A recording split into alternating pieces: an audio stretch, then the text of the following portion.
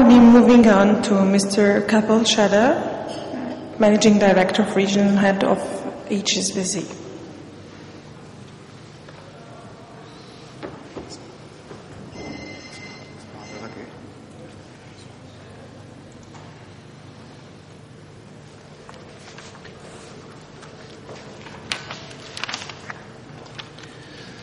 Good evening, ladies and gentlemen. We live in interesting times, and interesting times gives us interesting opportunities. They also pose interesting risks, and hopefully over time will deliver interesting returns. Banking is in the business of taking risk, ideally for a return. Most of the times we get it right, sometimes we get it wrong. In our business at HSBC, we have businesses right around the Middle East and North Africa region, and we've had them for very, very many years.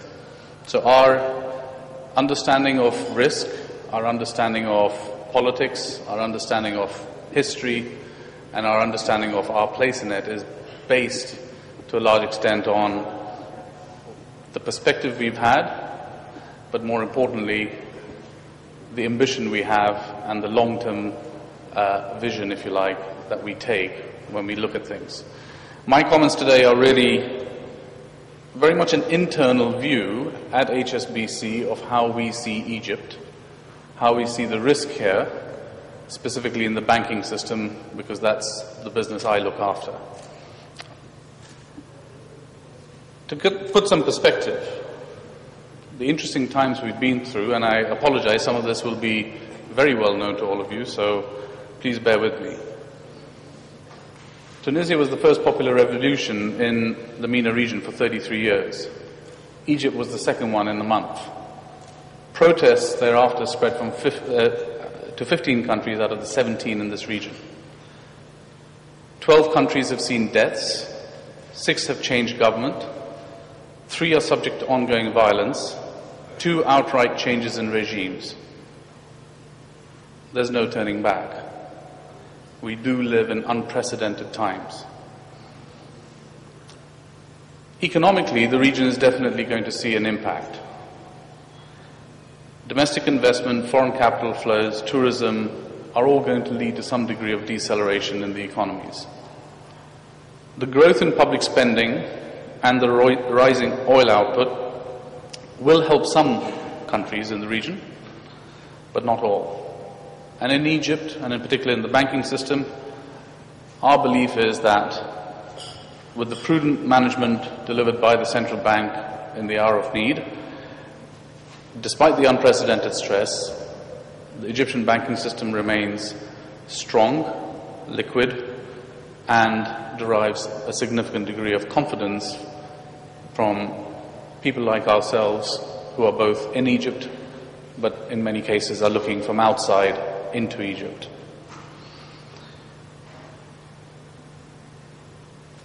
What is our experience and how do we see things? And what are the key thinking points for us at HSBC?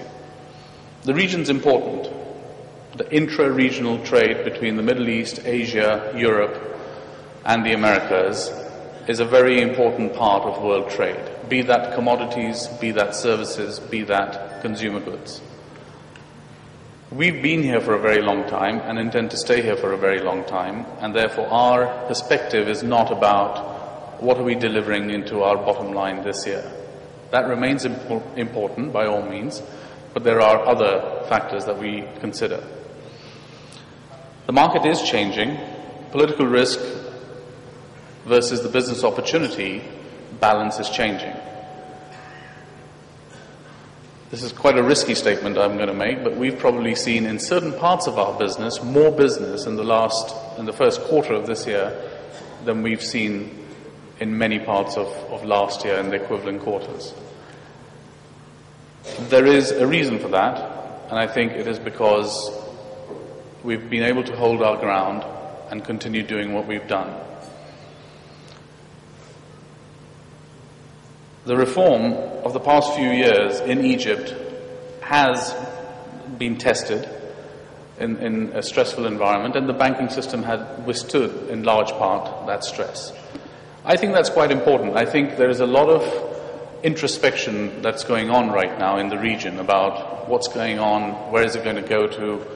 I think we've forgotten where we've come from, and I don't necessarily want to go into a political debate, but I think there are things that have been done that have helped in this situation, and I think that needs to be recognized.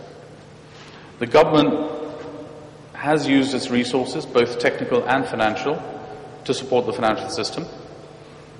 And as was said previously, Egypt has not defaulted on any debt. That is quite an important benchmark for a number of people who are not intimately involved in Egypt, who look at the benchmark or the previous experience they've had in the country. At HSBC, our economists believe that by 2050, if things go the right way, Egypt will be an economy that will be larger than Saudi Arabia. That will be based on not oil or gas, it will be based on a genuine, broad-based economy. Downgrades by agencies that have taken place, that have been well discussed, have been largely based on political uncertainty. The upgrades equally will be based on the political environment. The Middle East has seen very few regime changes for a whole generation. If you compare the key markets, and I apologize if that's not very clear, but it's comparing Oman, Libya, Jordan and Egypt to the various presidents in the United States.